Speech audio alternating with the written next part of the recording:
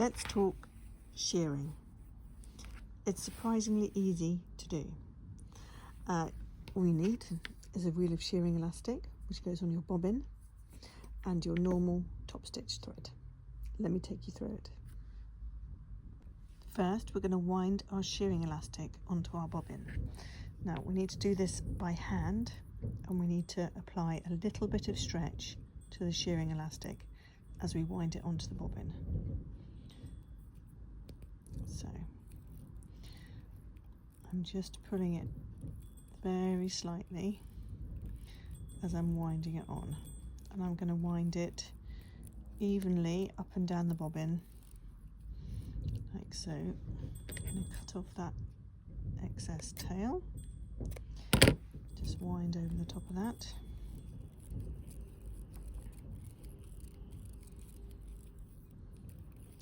So it does take quite a bit of elastic, so I'm going to fill this bobbin up.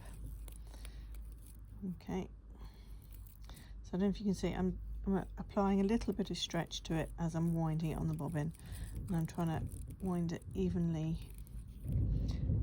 up and down the bobbin, like so.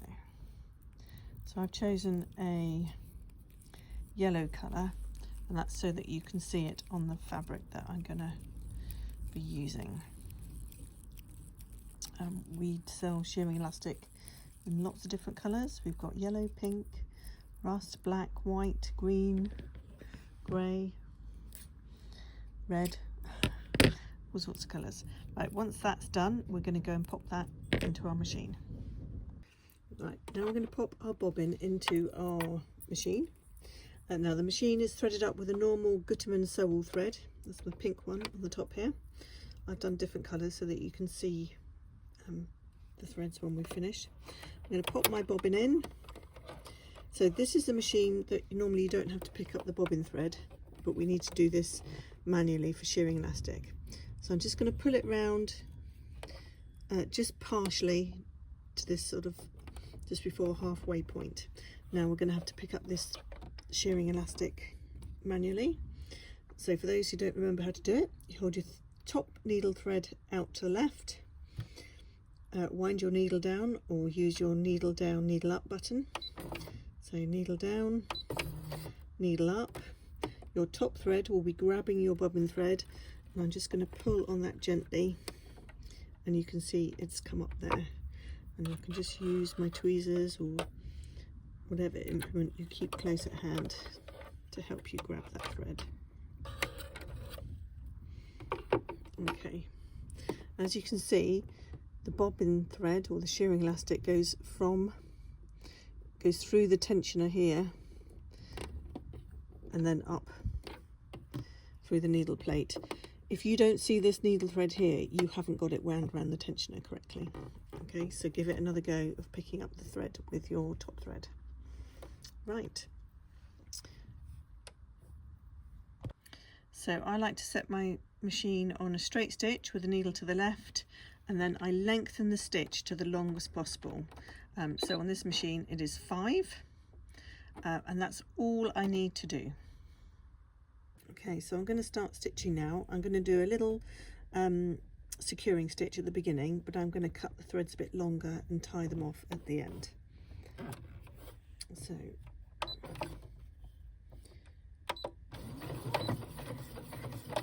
little securing stitch, and then I'm going to stitch all the way to the end.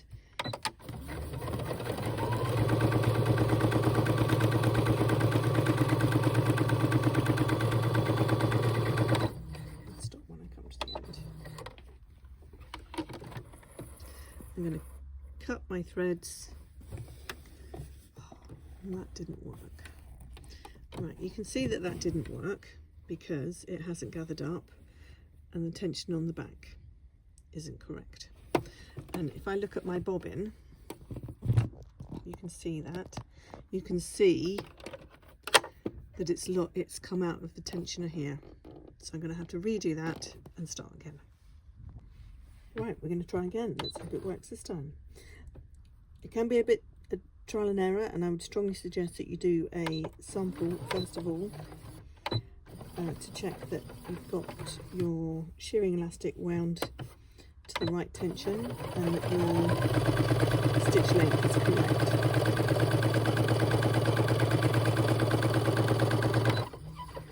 There we go, that looks a little bit better. Sounds a bit squeaky. Right, I'm going to pull those threads out. Now remember, the elastic's going to stretch, so I need to leave a little bit of length on that. Now you can see it's gathered slightly.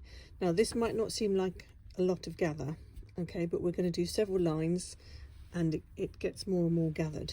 At the end, if you find it's not gathered enough, what you can do is to get your steam iron on full steam and just hover the steam over the elastic and it should shrivel up even more.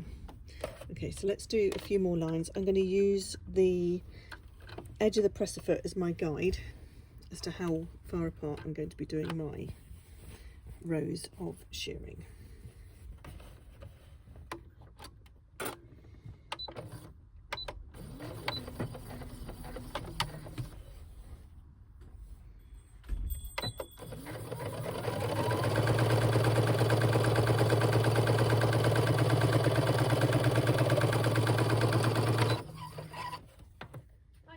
Hello, you right?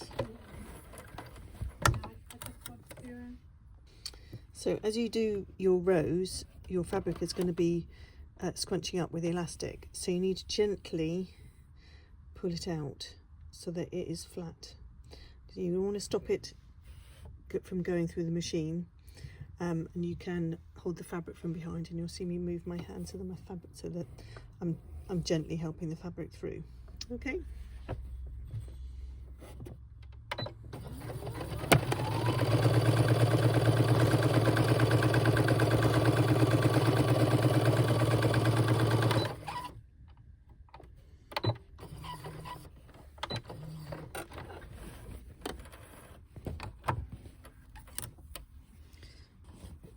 So your ends, you can tie them off in a knot. That last one I did do a little reverse stitch, or you can leave them open and then you can gently pull your elastic to tighten them up a little bit, as well as using the steam iron. So I'm just going to keep going. And you can see the effect all the gathers have.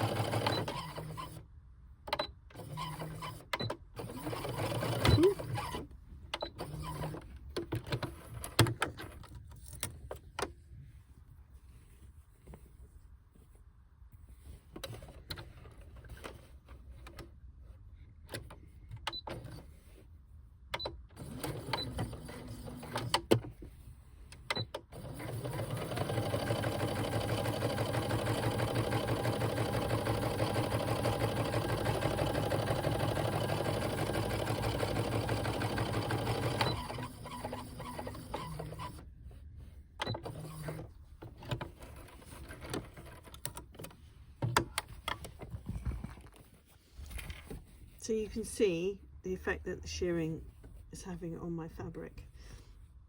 Okay, on the reverse you can see the yellow shearing elastic, and you can just see the little little dots of my top thread. So there you go. Really useful for little summer tops for around the bust area, or children's clothing. You can just take 2 rectangles of fabric, just do some shearing elastic on the top part, and you've got a little summer dress. Good for sort of yoga style pants. Do several rows around the tummy area, and then I actually like to put a stronger piece of elastic through a casing in the top, just to make sure that they do stay up and don't embarrass me in my yoga. Round ankles as well, round trouser ankles, and around sleeve cuffs. There you go.